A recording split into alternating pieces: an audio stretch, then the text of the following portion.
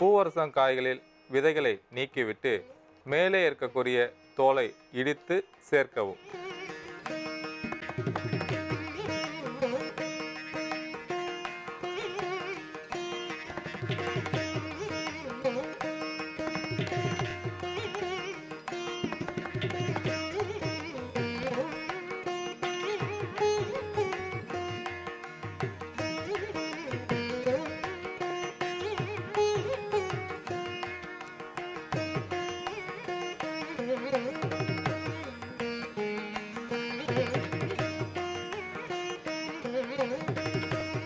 இப்பொழுது மணித்தக்காளி காயை நன்றாக கைகளால் அடித்து சேர்க்கவும்.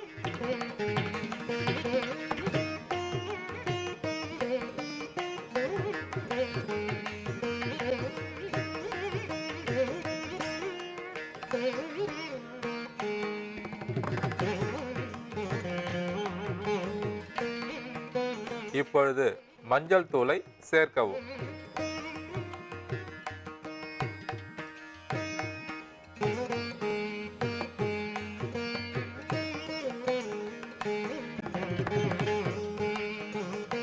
இப்பொழுது இந்து உப்பை சேர்க்கவும்.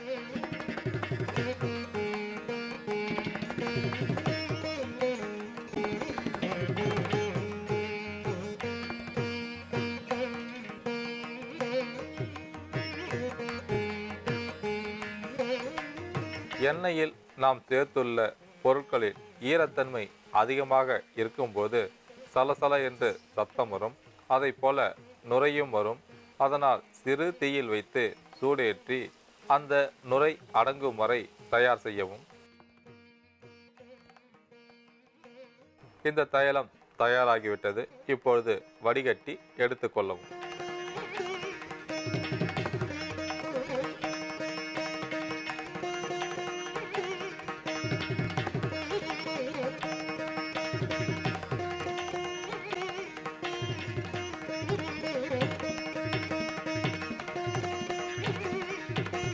படர்தாமரை வந்து பாதிப்புடையவர்கள் அந்த படர்தாமரை உள்ள இடத்தில் சுடுநீர் விட்டு நன்றாக சுத்தம் செய்துவிட்டு ஈரம் இல்லாமல் துடைத்து விட்டு காலை மாலை இரு வேளையும் இந்த தைலத்தை பூசி வரும்போது படர்தாமரையானது படிப்படியாக மறைந்துவிடும். தோலில் ஏற்படக்கூடிய பல பாதிப்புகளை போக்கும்.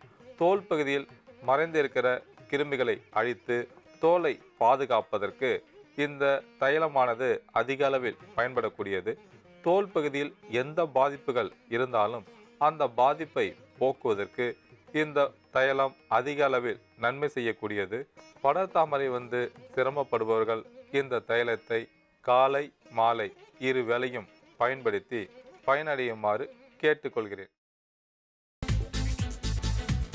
புதினா போண்டா தேவையான பொருட்கள்: புதினா 1 கட்டு, பாசிப்பருப்பு 100 கிராம், துவரம் பருப்பு 50 கிராம், உளுத்தம் பருப்பு 2 தேக்கரண்டி, கடலை பருப்பு 2 தேக்கரண்டி, பச்சை மிளகாய் 2, இஞ்சி சிறு துண்டு, தேங்காய் துருவல் 1 கப், சீரகம் 1 தேக்கரண்டி, எண்ணெய் தேவையான அளவு, உப்பு தேவையான அளவு.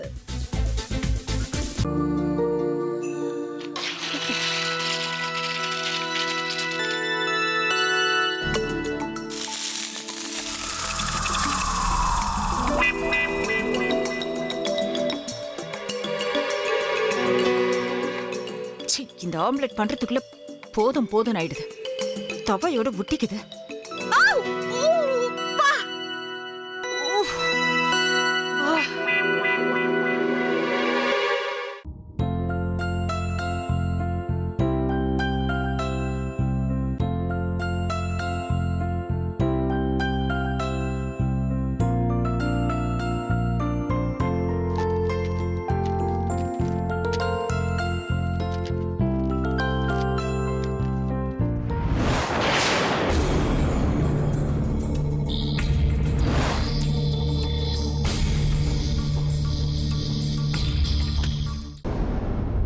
அமிர்தா இப்ப என்ன பண்ணிக்கிட்டு இருப்பாங்க? நாளைக்கு எல்லாரும் சேர்ந்து அவங்க வீட்டில் பொண்ணு கேட்கறதுக்காக போறோம். என்ன மாதிரி அவங்களும் ரொம்ப எக்ஸைட்டா இருப்பாங்களோ. ஆ, அதான் ஃபோன் நம்பர் இருக்கே, ஃபோன் பண்ணி கேட்டுடலாம்.